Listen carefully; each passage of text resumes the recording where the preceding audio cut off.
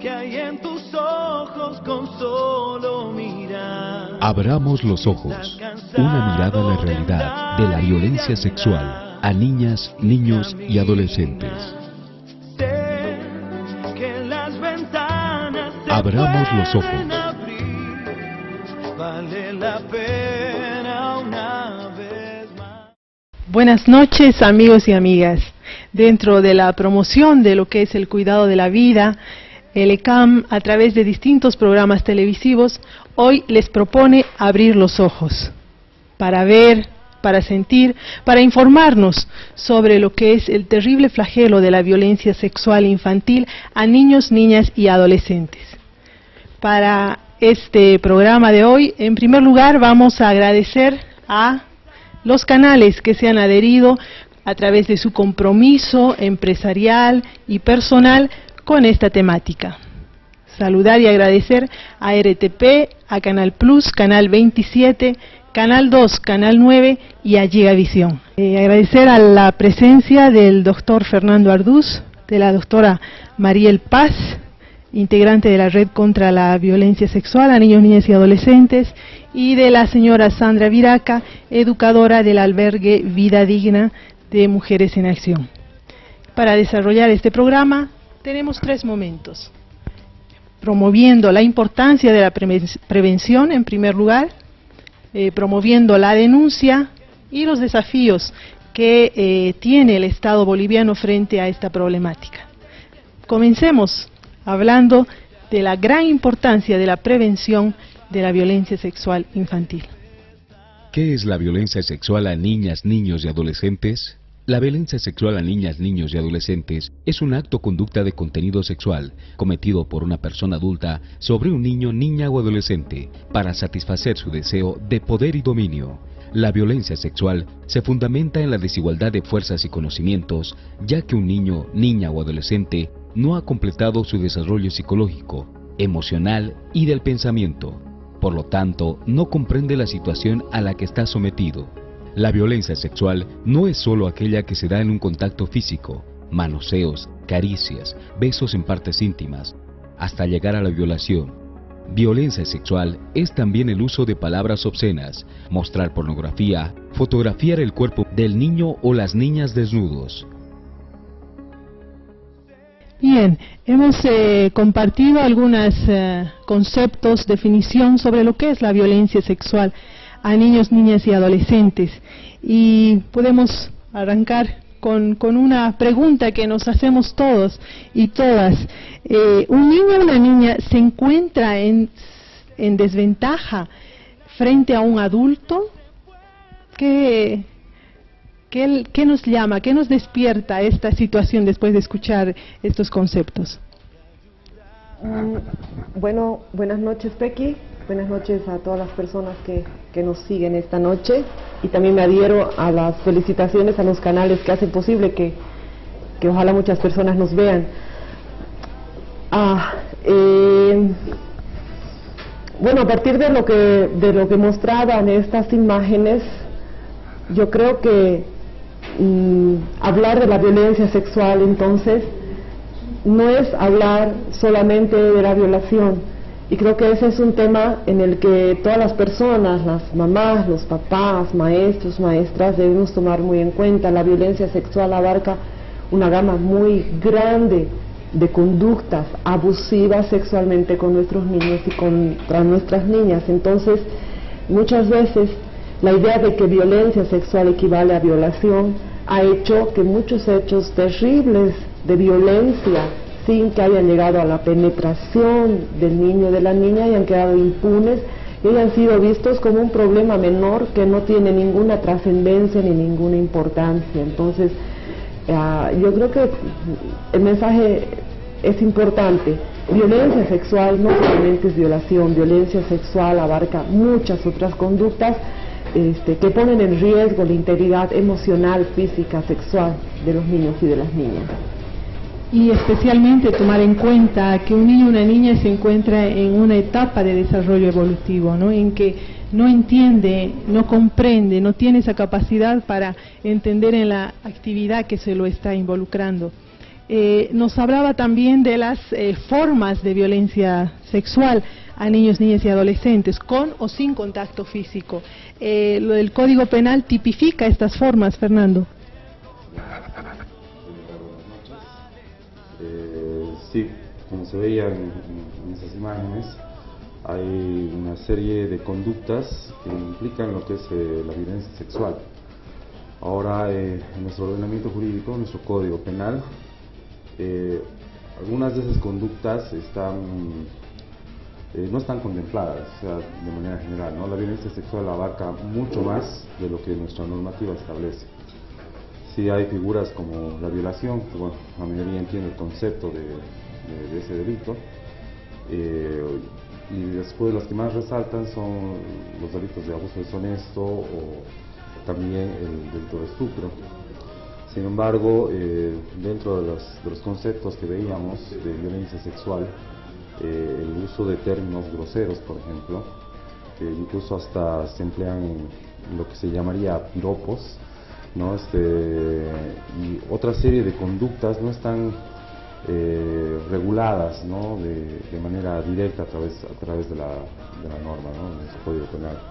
Lo que es la verdad un poco preocupante, ya que, como sugerías hace rato con tu primera pregunta, la situación de los niños, la vulnerabilidad de este tipo de conductas es algo preocupante, porque es algo que sí se da, ¿no? Mucha gente no toma conocimiento de eso, pero en nuestra realidad, incluso en nuestra ciudad, es algo que se da a diario, ¿no? Y es algo que deberíamos tratar de erradicar, ¿no? De nuestra cultura.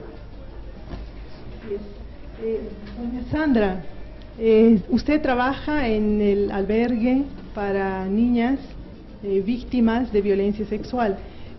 ¿Cómo ve usted la situación de ellas frente a los adultos? Muy buenas noches, en primer lugar, doña Pequi, y buenas noches a todo el público que nos están viendo. Sí, es mi trabajo realmente en Vida Digna.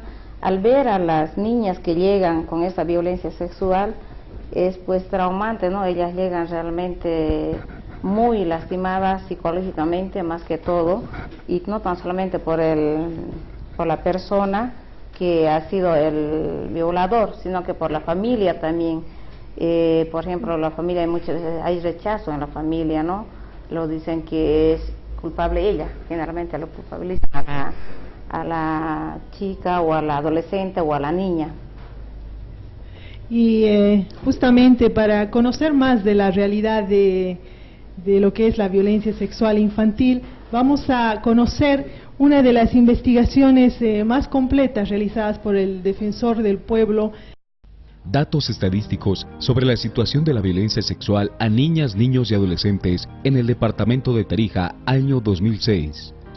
De acuerdo a datos del Defensor del Pueblo, en el 2006, la violación fue la forma de violencia sexual que más se ejerció a niñas, niños y adolescentes, con un 66% de casos. Luego aparece la tentativa de violación con un 12% y el abuso deshonesto con un 14%. Los datos también establecen que el 92% de los casos de violencia sexual fueron cometidos por hombres. En el caso del sexo de las víctimas, de edades comprendidas entre 1 a 17 años, la mayoría fueron mujeres. Con referencia a la relación o parentesco con las víctimas, el 74% de los perpetradores fueron familiares o personas conocidas y solo el 19% fueron personas ajenas a las víctimas. Con referencia a las denuncias hechas en el 2006, solo el 9% terminaron con sentencias a los agresores. El 43% de los casos se encontraban en proceso y el 48% de los casos fueron interrumpidos o no tuvieron atención alguna. Datos recogidos por el ECAM en el 2007 nos muestran que el 60% de la población en el departamento no es capaz de reconocer a una víctima de violencia sexual. La pregunta final hecha a la población fue si conoce las sanciones que se aplican a los agresores sexuales. Las respuestas mostraron que solo un 43% sí conocía de las sanciones, mientras que un 57% manifestó desconocimiento sobre el tema. Bien, estos datos, en primer lugar, nos presentan dos situaciones. La primera, que en Tarija no contamos con datos actualizados y además completos. Tenemos esa falencia en nuestro departamento. Por eso es que acudimos a los últimos, que son los más completos, justamente cuando presentábamos esto. Y además, estos datos, esta información estadística, nos revelan de que hay ciertas creencias en la sociedad, en la cultura que se van manejando, que no son ciertas. Los famosos mitos o falsas creencias que se crean en torno a lo que es la violencia sexual a niños, niñas y adolescentes. Por ejemplo, que los agresores son personas desconocidas, o están enfermos, o son alcohólicos. ¿Qué les suena con estos datos en relación a los mitos? En primer lugar, el término correcto es el que empleaste, no son realmente mitos. Uno tiende a pensar, tal vez por influencia de lo que puede llegar a ver en la televisión o justamente mitos urbanos, en realidad, de que un agresor sexual es por lo general un desconocido, ¿no? Hay quien se acerca en la calle, en lugares oscuros. Esa es de cierta manera una realidad, pero no es la realidad predominante, al menos en nuestra región, en nuestra ciudad. La mayoría de los casos, como se veían en los datos estadísticos, son personas allegadas a la víctima. Tratándose de niños, niñas y adolescentes sobre todo, es bastante alarmante, ¿no? Porque se trata ya sea de padres, padrastros o familiares de alguna otra manera, o conocidos que frecuentan la casa. Entonces no son personas ajenas las que incurren en estas conductas. Y eso preocupa por el hecho de que, al ser alguien conocido, infunde una situación en cuanto a la víctima de temor, ¿no? Entonces, lo cual impide también de que se puedan tomar las acciones legales correspondientes, porque son delitos que lamentablemente quedan en el silencio. Y es algo bastante lamentable, la verdad. Gracias, Fernando. Mariel. El otro mito, Pequi, que se maneja mucho es que las personas que abusan, que violan, que violentan a los niños y a las niñas son personas que están bajo efecto del alcohol o bajo efecto de la droga, o son personas enajenadas mentales, anormales, entre comillas, como se dice. Ese es otro mito. Si bien existen situaciones en las que bajo el efecto del alcohol, de la droga o de algún tipo de enajenación mental se ha abusado sexualmente de los niños, son situaciones escasas, minoritarias. La gran mayoría de los agresores sexuales son personas normales, no tienen ninguna patología. Seguramente, posiblemente habrán tenido algún tipo de trauma en la base, pero eso no los hace personas anormales, no les hace personas que no son conscientes de sus actos. La gran mayoría de los agresores no están borrachos ni están drogados en el momento de cometer la agresión sexual. Cuando nosotros identificamos a los agresores con los que toman alcohol, con los que se drogan o con los enajenados mentales, estamos eximiéndolos de su responsabilidad ante la sociedad y estamos asumiendo que no sabían lo que hacían. En consecuencia, podemos perdonar su falta. Entonces ese mito es muy peligroso y es un mito, realmente no es una verdad, ¿no? No es aceptable el que alguien nos diga yo estaba borracho, no me acuerdo. Evidentemente. ¿Y Sandrita? Le diré que sí, realmente, a lo menos no simplemente en mi trabajo, no, también se ve alrededor de todo lo que es, no son, digamos, personas alejadas, son tíos, padrastros, son papás, primos o los hermanos, y eso es lo que realmente que se ve, donde uno está siempre presente en todo esto. Y después muchas veces las chicas o las mamás no les dejan también denunciar, dicen, no, ¿por qué? ¿Qué va a decir la familia? ¿Qué va a hacer de ustedes? ¿O qué va a hacer de tus hermanos? ¿No? También, ¿no? Y entonces se atienden a todas las cosas también. Exacto. Y aquí viene otro mito que también es muy importante, sobre todo para los adultos, cuando un niño o una niña nos reporta alguno de estos hechos. A veces culpamos al niño o a la niña, tiene la culpa por no defenderse. Pensamos eso, muchos abogados en la defensa piensan eso, e incluso lo sostienen como un argumento. ¿Qué les dice eso? Bueno, de ahí puede salir también los niños mienten, ¿no? ¿Por qué se callaron? ¿Por qué no avisaron? Que inventaron la situación. Ajá, mienten, se imaginan, o por qué no se defendieron. Todo eso nos lleva ¿a qué? A que la culpa es del niño o de la niña. Entonces terminamos responsabilizando por lo que ha pasado a la víctima. Eso es parte de una forma de pensar que realmente no conoce a profundidad la realidad y el fenómeno de la violencia sexual, ni las consecuencias que causan los niños y las niñas. Nosotros, cuando juzgamos de esa manera equivocada a los niños y a las niñas, los estamos equiparando con personas adultas. Pensamos que el niño y la niña es una persona de la misma edad que nosotros, que tiene las mismas posibilidades y condiciones que nosotros los adultos de defenderse, de verbalizar, de exteriorizar algo que les está pasando. Entonces, eso es una forma equivocada de tratar el problema, y esa es una forma en la que incurre muchas veces la justicia, y lamentablemente eso tiene como consecuencia también muchas veces la impunidad, que el crimen quede sin castigo, ¿no?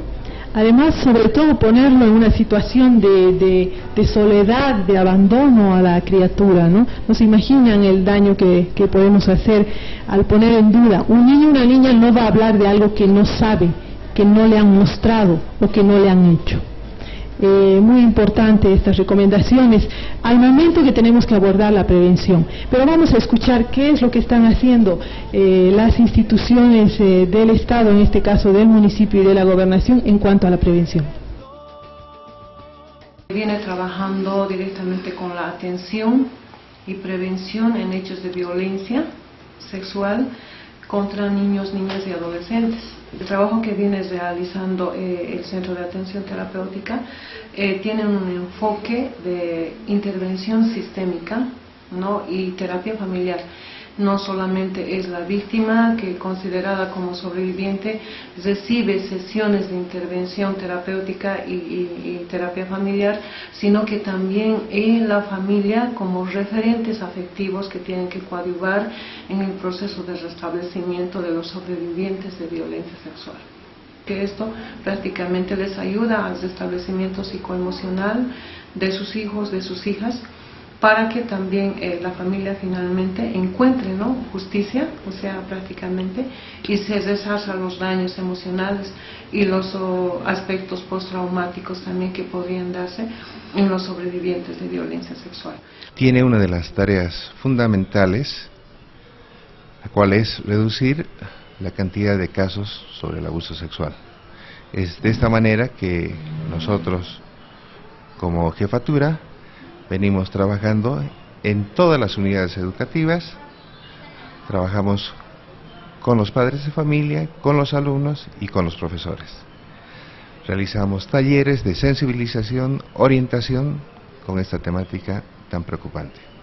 Tenemos todo lo que se refiere a los maltratos a niños, niñas y adolescentes, como temáticas del bullying, que está muy en boga en este tiempo. Todo lo que respecta a los abusos sexuales, lo que es la violencia intrafamiliar y el consumo de alcohol y otras drogas. Bien, hemos escuchado a los representantes del Centro de Atención Terapéutica, del CDGES, Lourdes Paredes, y a Carlos Mollo de la Unidad de Prevención del municipio.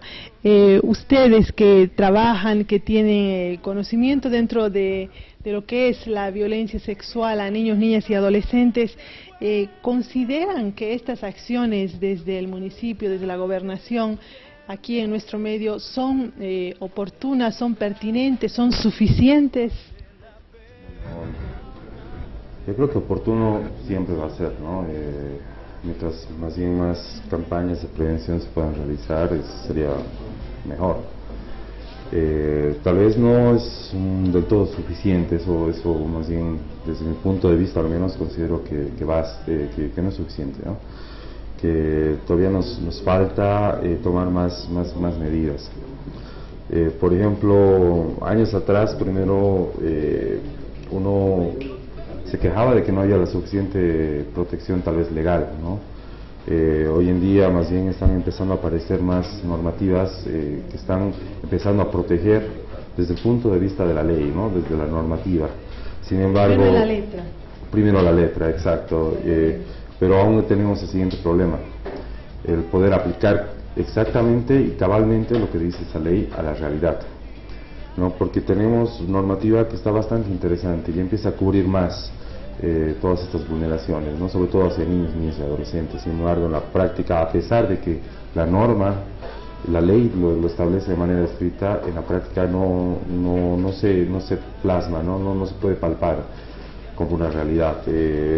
Creo que las autoridades, en este caso ya sea el municipio, la gobernación, a través de sus direcciones correspondientes, podrían, además de realizar campañas de prevención, realizar lo que yo considero que nos hace falta más, ¿no? Coordinar tanto con los operadores de justicia para poder lograr capacitaciones en esta área, porque los datos que se veían antes en cuanto a los procesos, que en realidad de todas las denuncias, que solo un porcentaje, un 9% llega a juicio, es bastante alarmante, muy bajo, y eso en gran parte se debe no a prevención, se debe a falta de capacitación de los operadores de justicia en general, ¿no? Y creo que necesitamos profesionales especializados en todas esas instituciones para que se pueda hacer un mejor seguimiento y una conclusión más satisfactoria en todos estos casos. Es decir, trabajar no solo a nivel de prevención primaria y secundaria, sino a nivel terciaria, que una vez ocurrido el hecho, como cuando el caso llega a los estrados judiciales, el capacitar a los operadores de justicia. Exacto. Es verdad. Ariel, doña Sandra. Sí, entendemos muchas veces la prevención como charlas en los colegios y campañas en la televisión. Está bien, es un mecanismo, una forma de prevención, pero este es un problema demasiado complejo. Entonces hay que alentar al CDG, pero sí al CDG, a la Defensoría de la Niñez, a que continúen estas iniciativas, pero es importante que las instituciones vean que no son suficientes y que a la par hace falta otro tipo de formas de prevención. Ejemplo, prevenir la violencia en el escenario de la escuela. Si hay un ámbito en donde muchas veces hemos constatado que hay violencia sexual, es la escuela. Entonces es necesario implementar currículas, mecanismos, actividades, dispositivos específicos para prevenir la violencia en ese escenario, la escuela. También hay otros escenarios de la violencia hacia los niños y las niñas, y también hay realidades que trascienden la vida urbana. La violencia hacia las niñas en el área rural tiene características muy particulares. Entonces, de repente también tenemos que profundizar la mirada hacia las diferentes formas de ser niño y de ser niña.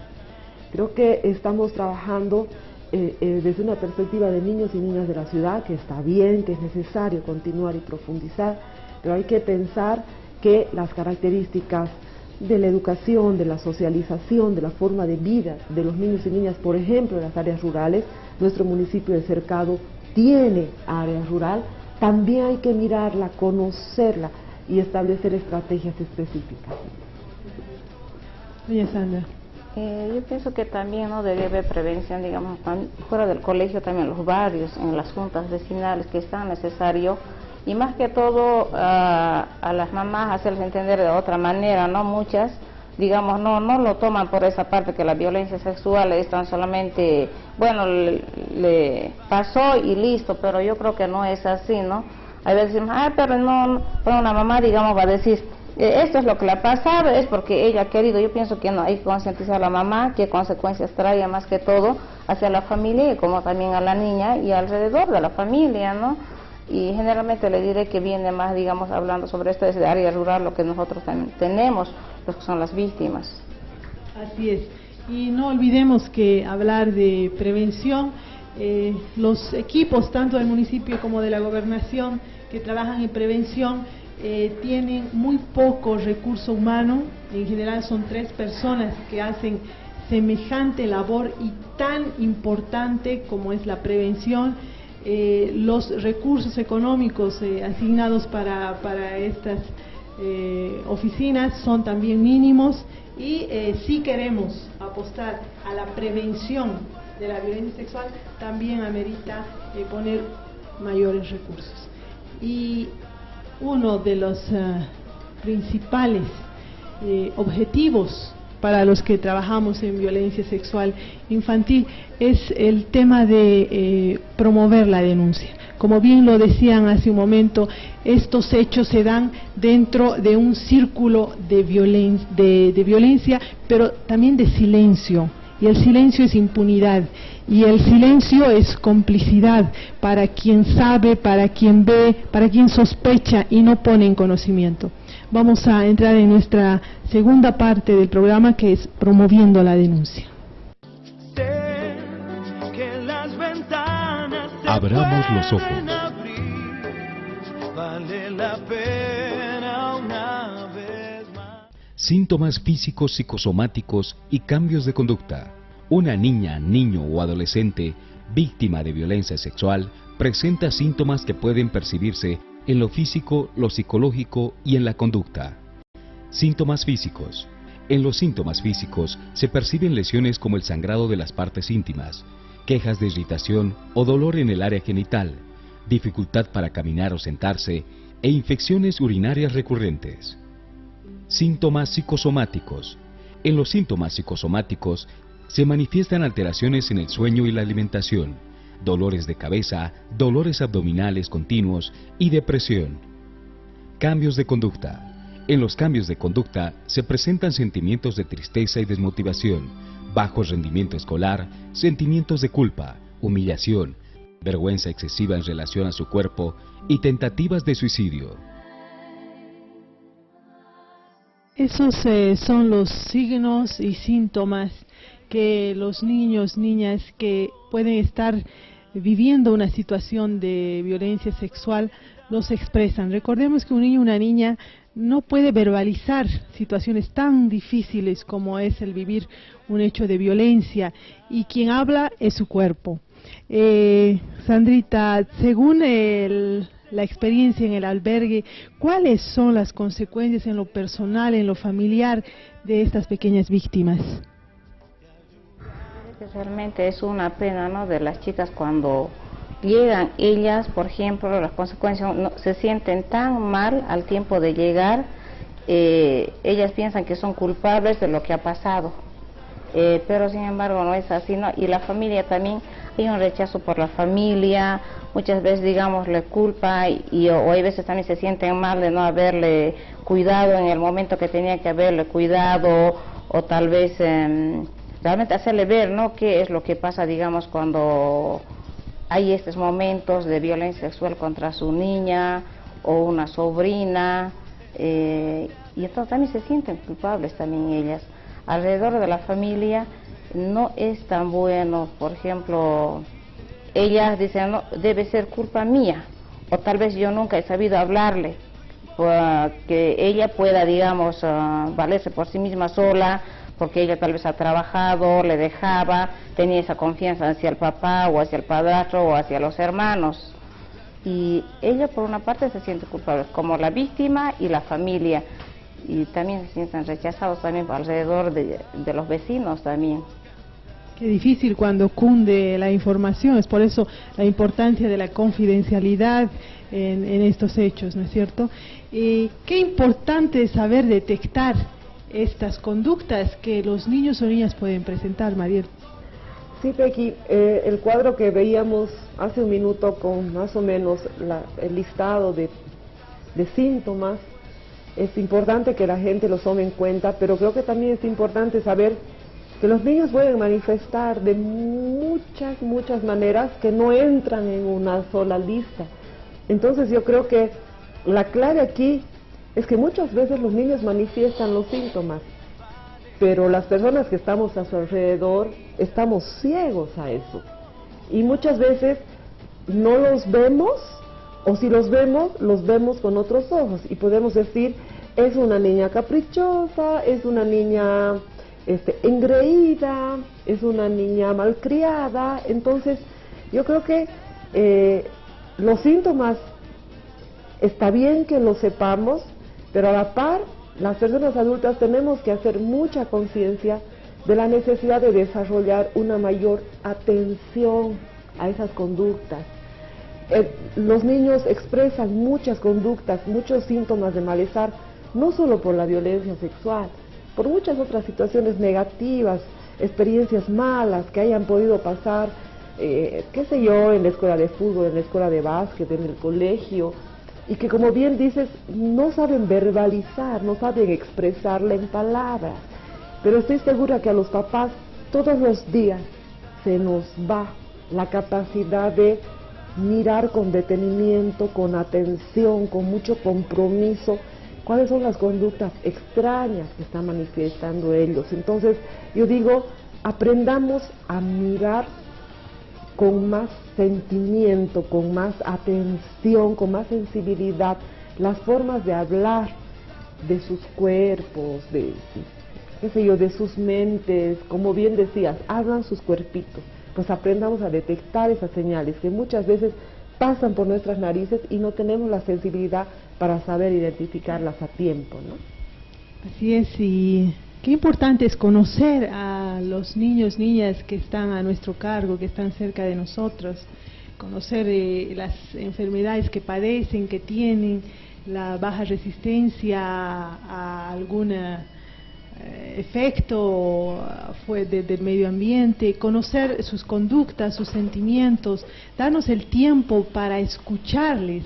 Escuchar se convierte en una de las principales formas de entablar un contacto para que los niños y niñas confíen en nosotros, quizás personas más cercanas, más allegadas emocionalmente a ellos, y puedan confiarnos esta clase de secretos que les hacen daño a ellos y a ellas.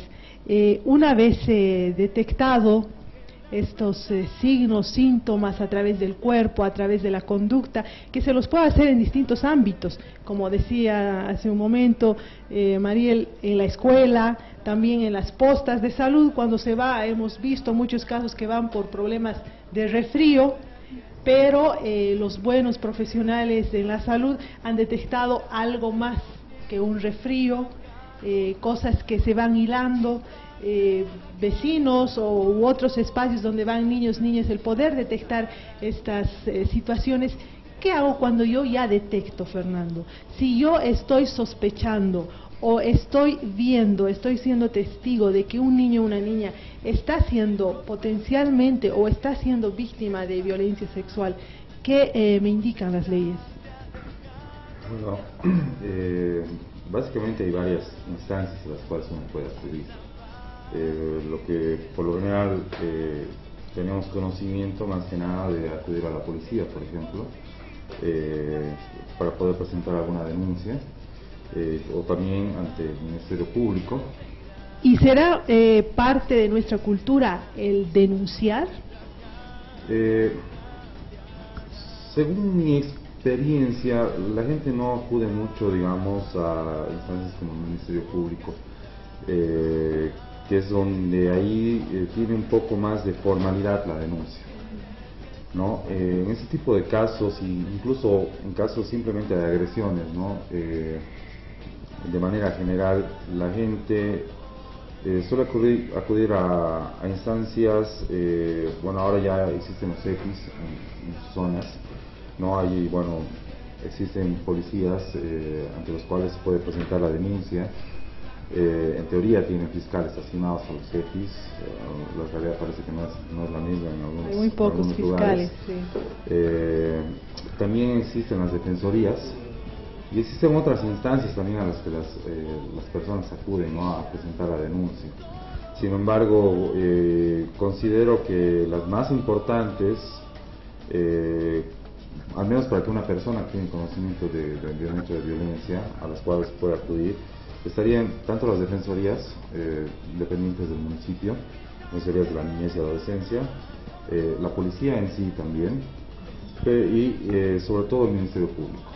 Bien, qué difícil es que las personas, los adultos, nos involucremos en estos casos y hagamos la denuncia. Si es que nos animamos, en el mejor de los casos, ¿dónde ponemos la denuncia? Hemos preguntado, hemos salido a las calles y hemos preguntado a la gente de la calle dónde, frente a un hecho de abuso sexual, ¿dónde pondría la denuncia?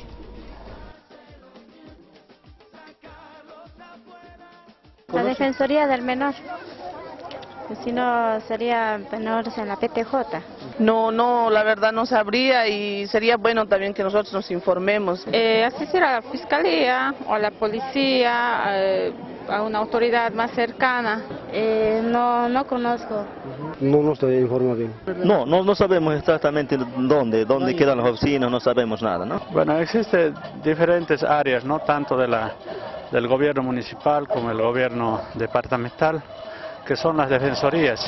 Que en primer lugar la policía, después la defensoría de menores, la fiscal de familia. Sí, en mi colegio me informaron que hay que llamar al 150, el 106 o al 156 creo. ¿Es gratuita? Sí, en las CDGs y últimamente en las EPIs que se han abierto, ¿no?, en los diferentes distritos. No, yo creo que necesita un poco más de información, ¿no?, para poder no tener más eficiencia en el servicio. No, para nada no conozco dónde se puede hacer la denuncia, ya que es muy importante, ¿no?, que los niños son la prioridad, nuestro futuro, como se dice hoy en día. Yo personalmente sí sé que es en la Defensoría del Niño, entonces ahí creo que dan todo el asesoramiento y la ayuda correspondiente. No.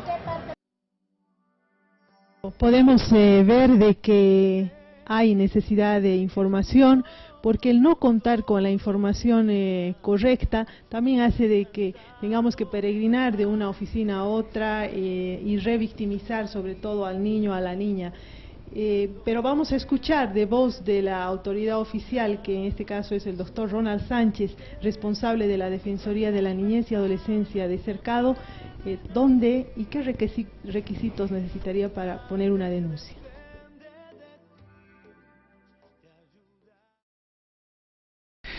Bueno, las denuncias de violencia sexual dirigidas a niños y adolescentes se las puede presentar en la Policía Nacional, vale decir en la Fuerza Especial de Lucha contra el Crimen, y se las puede hacer ante la Defensoría de la Niñez y Adolescencia. La ley le faculta recibir tomar conocimiento de cualquier violación flagrante a los derechos y garantías constitucionales de un niño o adolescente.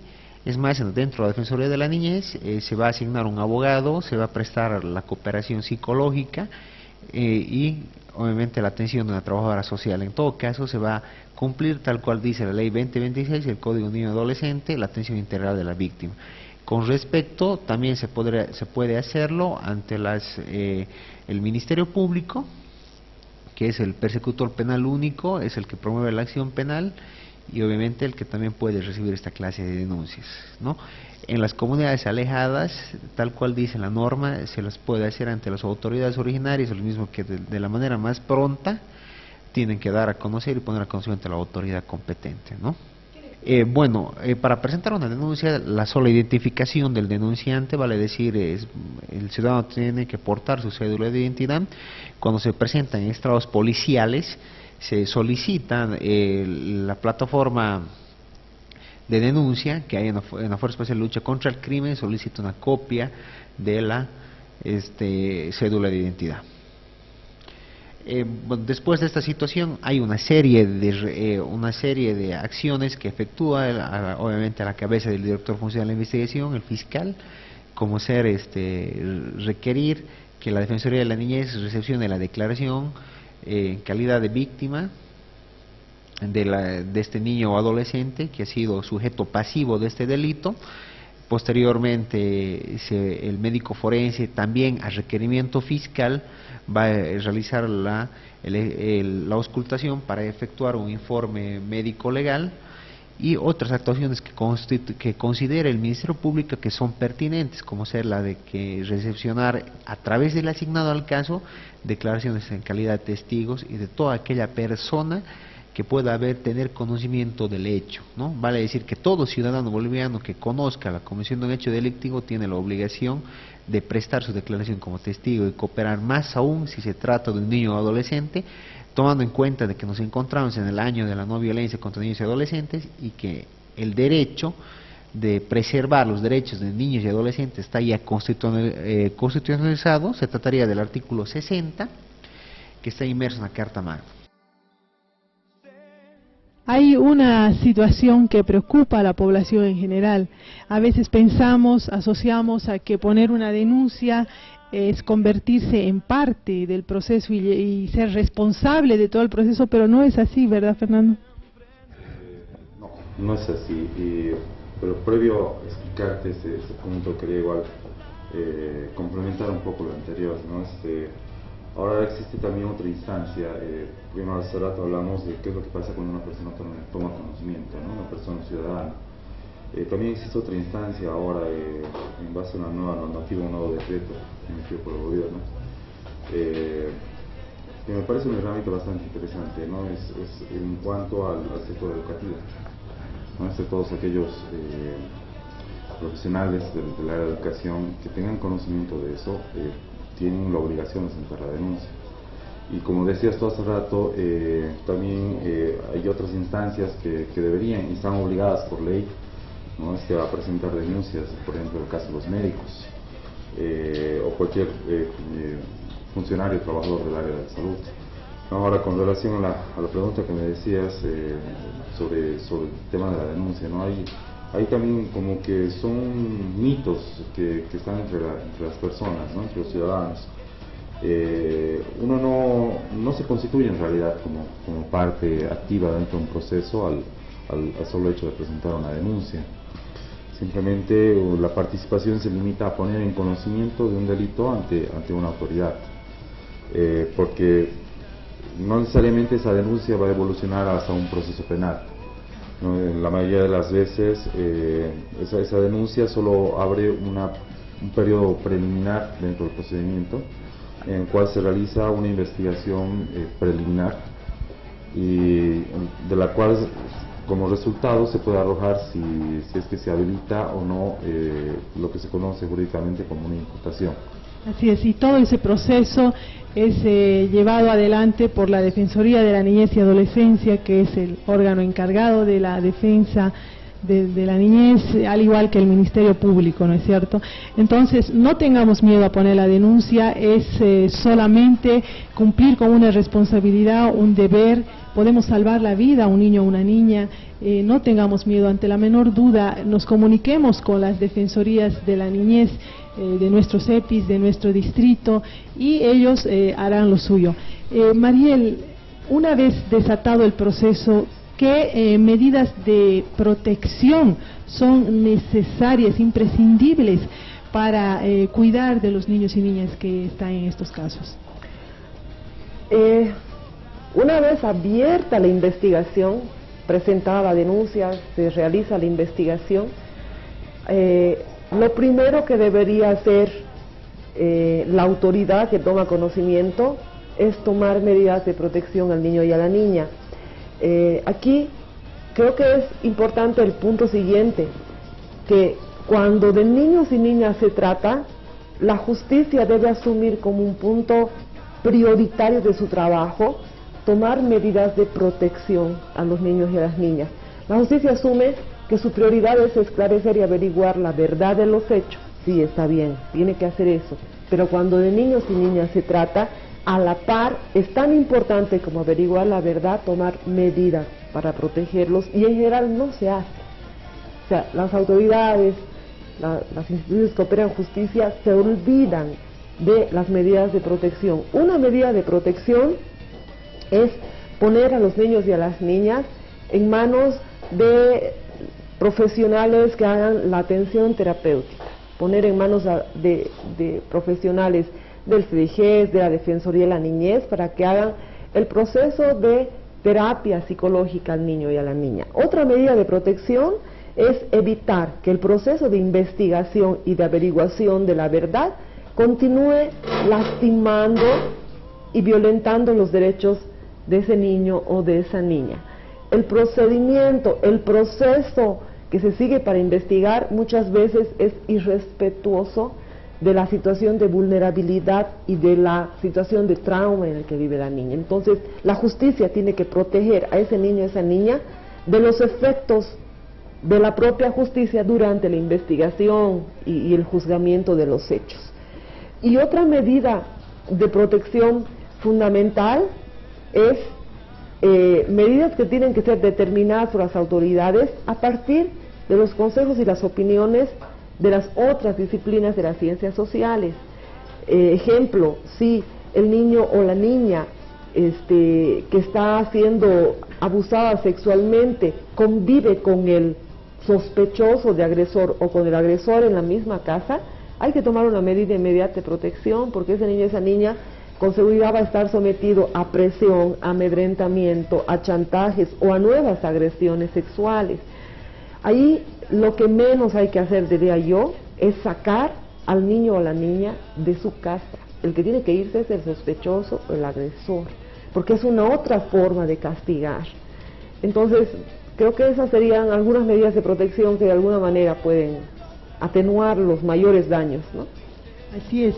Si promovemos la denuncia, también los adultos, la sociedad, somos responsables de brindar las condiciones mínimas, la seguridad, la protección necesaria para los niños y niñas tengan un proceso no solo justo, sino también respetuoso a su estado evolutivo y a la situación y al trauma que pueden haber, que seguramente han tenido por esta situación. En esto, el Estado tiene muchos desafíos. Las diferentes instancias que están encargadas de hacer justicia, de promover el respeto y las condiciones mínimas para que los niños, niñas y adolescentes víctimas de violencia sexual accedan a la justicia, tienen muchos desafíos. Vamos a entrar en la última parte, en la recta final de nuestro programa, conociendo cuáles son los desafíos del Estado. Abramos los ojos. Vale la pena una vez más. Lo que considero que a veces se dificulta el trabajo tanto de la investigación, porque los delitos de violación, de agresión sexual, generalmente son sin testigos, porque el agresor va a buscar una ventaja en relación a la víctima y consecuentemente hay la dificultad en cuanto a las pruebas. La revictimización, cuando la víctima está obligada a declarar en varias circunstancias, también es una dificultad. A la falta de celeridad en los casos dentro del sistema judicial, ya que a un inicio había falta de personal o de recursos humanos, pero después de que se designaron los jueces, el trabajo rezagado se vino acumulando y eso es lo que dentro de mi punto de vista hace que los casos, las audiencias o las cesaciones que se solicitan se rezaguen, se señalen fechas no como indica el procedimiento, sino mucho más retrasadas, ¿no? Tenemos algunos obstáculos cuando estos delitos se presentan en alguna población cercana a la ciudad, o cuando también podemos no contar en ese momento con el apoyo del fiscal En todo caso, muchas veces se requiere la inmediata intervención y algunas veces no contamos con el apoyo inmediato del fiscal. Uno de los obstáculos que hemos encontrado y que se encuentran en diversas causas es la cantidad de procesos que se ventilan en el Tribunal Departamental de Justicia en proporción al número de jueces existentes en la actualidad.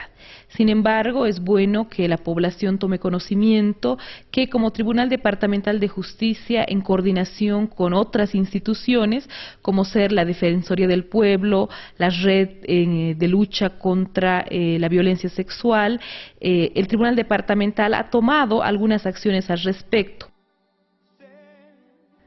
Podemos ver de que hay muchos desafíos en las instituciones del Estado, desafíos que constantemente desde la Red contra la Violencia Sexual a niños, niñas y adolescentes se han venido trabajando, se ha venido incidiendo en las políticas en los últimos 6 años especialmente.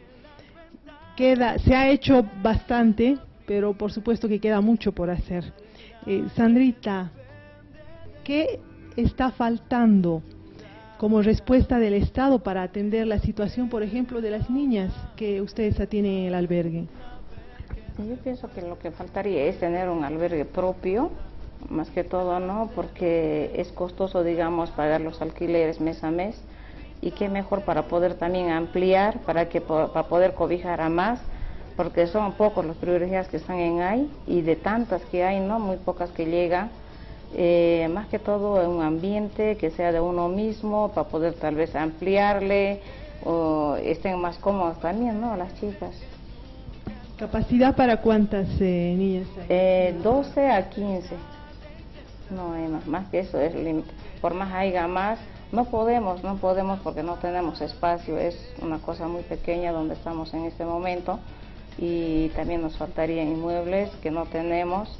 Bueno, lo poco que nos llega, o muchas veces tenemos donaciones y bueno, no siempre, no cada vez eso va a llegar.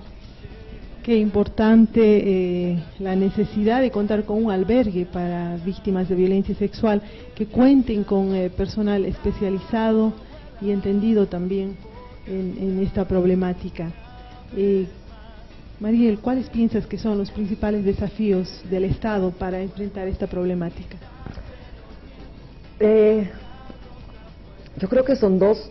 El primero es el de formular políticas, es decir, hay campañas, hay iniciativas, como por ejemplo que este año ha sido declarado mediante ley como año de lucha contra la violencia hacia la niñez. Pero ¿cómo se lucha? ¿Qué en concreto va a hacer el Estado para luchar contra la violencia? Creo que el Estado ha depositado demasiada carga sobre las espaldas de las defensorías de la niñez. Las defensorías de la niñez son una instancia municipal de restitución, de defensa, de protección de derechos, pero no tienen la posibilidad de por sí mismas atender la gran complejidad de la problemática. Entonces, desde las gobernaciones, desde los gobiernos departamentales, prácticamente no existen acciones, políticas, medidas para luchar contra la violencia sexual. No tenemos políticas departamentales, no tenemos políticas nacionales. Entonces la prioridad es agendar como un problema central, fundamental del Estado, la violencia hacia los niños y las niñas, llámese violencia sexual, violencia física, el maltrato y la violencia infantil. No es una parte importante de la preocupación ni de la atención del Estado.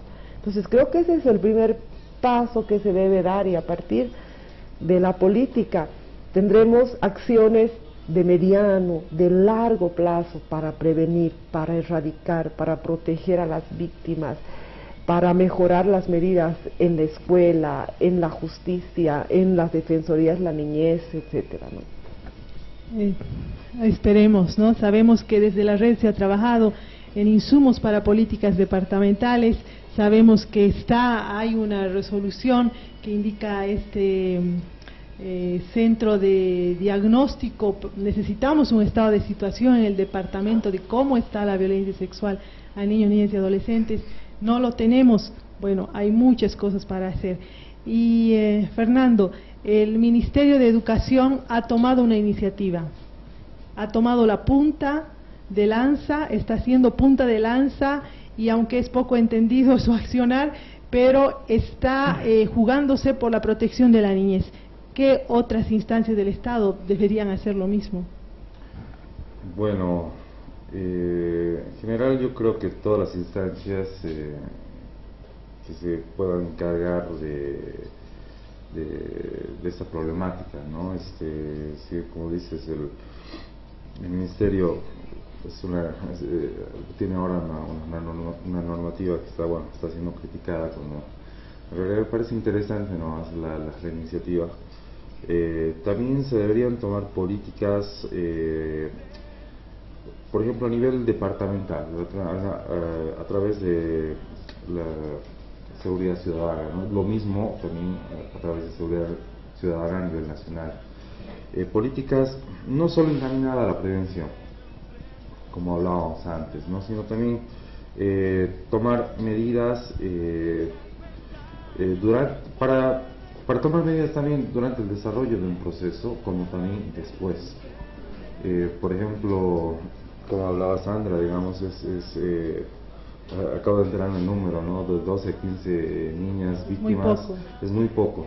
Y ahí el gobierno debería preocuparse, porque la realidad, los datos que hemos estado viendo a lo largo del programa es alarmante, ¿no? Son muchas las víctimas, es algo que se da todos los días, y si pudieran prestar más atención a través de seguridad ciudadana y otras instancias para poder dotar de ambientes propios para tener albergues amplios, donde se pueda brindar un buen apoyo psicológico, ¿no?, donde puedan darles un poco de tranquilidad, de toda esa tranquilidad que se ha perdido, sería algo más palpable.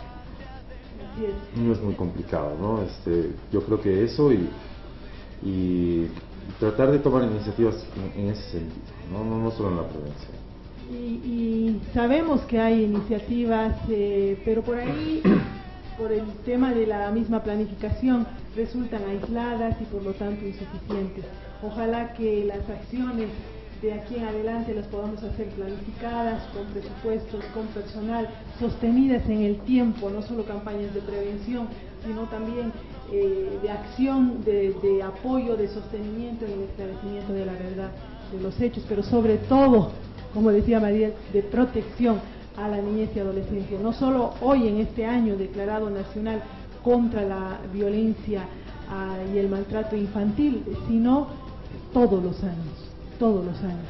Bueno, ha sido un gusto transitar esta hora con nuestros invitados. Esperamos haber llegado con la información, esperamos haber podido entrar no solo en su familia a través de la televisión, sino también en su conciencia y en su corazón, porque este problema, esta problemática más bien como es la violencia sexual, puede estar ante nuestros ojos si no lo estamos viendo. Estemos alertas. Todo niño, toda niña es nuestra responsabilidad, sea nuestro hijo o no. Palabras finales y de despedida. Sandrita, muchas gracias por acompañarnos.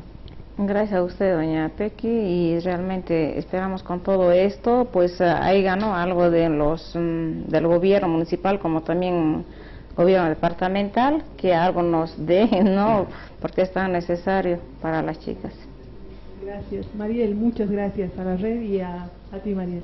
Muchas gracias, Becky. Un saludo a toda la gente y ojalá que tengamos otras oportunidades de seguir reflexionando sobre este tema. Gracias, Fernando. No, muchas gracias a ti.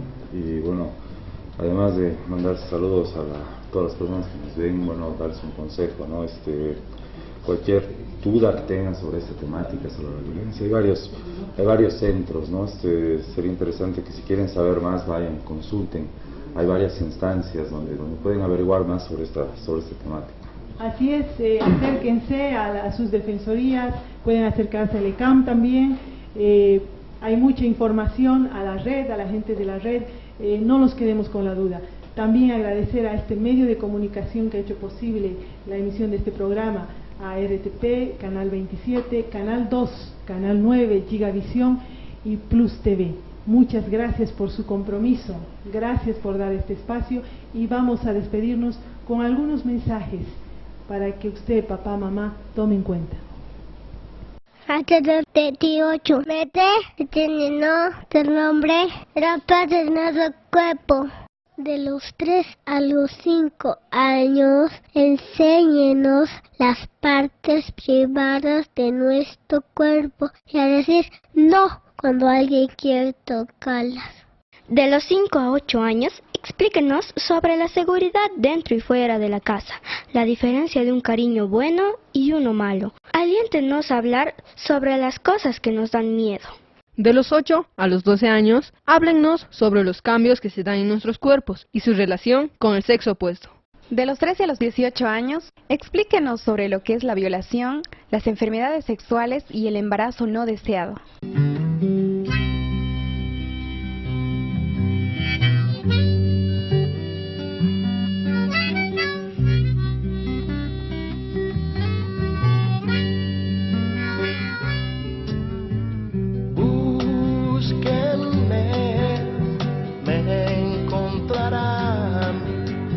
En el país de la libertad.